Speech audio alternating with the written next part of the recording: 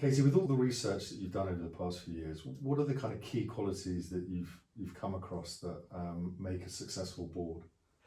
Well, there is a lot of talk about this, but in our experience, there is one really critical unlock that's often overlooked, and that is the behaviours and the styles that people bring to the board meeting. So we find the research that we did with St John's Innovation Centre a couple of years ago was called Villains versus Value, and we find that actually almost all board members are very committed to being valuable, to having it be a valuable board, right? But it's the unlock. How do they actually do that? And they may have the most brilliant expertise, the most brilliant profiles and backgrounds and network, but if they can't unlock that by functional behaviours on the board, then it's locked up. Everything is just wasting effort and frustrating everyone and actually destroying value in the business. So what we find is that there are 6 behavioural archetypes, and obviously we're going to talk about these at the dinner tonight.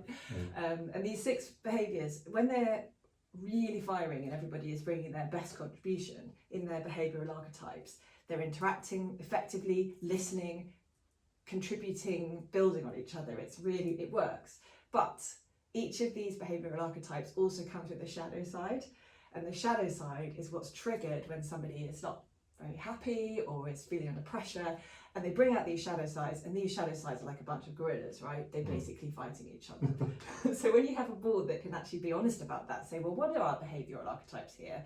What do we naturally default to? And who is triggering who and how is this happening? You can suddenly create this much higher regard for each other, much better understanding of where people are coming from. And then unlocks all of this fantastic contribution that these usually very brilliant people sitting on scale-up boards are able to bring together.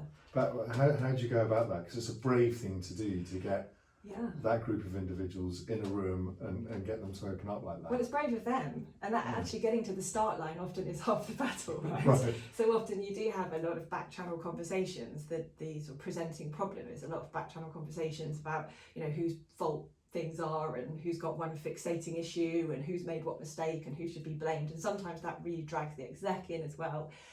So yeah, I mean, if you can't get to the start line and actually agree to have the conversation, then, you know, there's a lot of legwork there. Once you're in the room, actually, I mean, I think that's the easy part, really.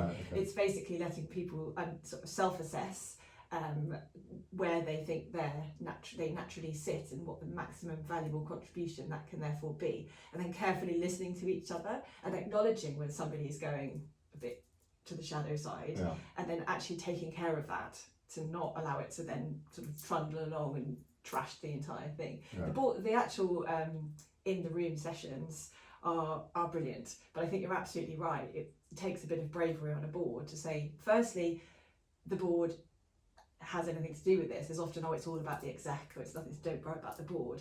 But it also, once they get that, okay, there is something to be done here, to actually go in and be ready to have those conversations and to listen in a different way to each other.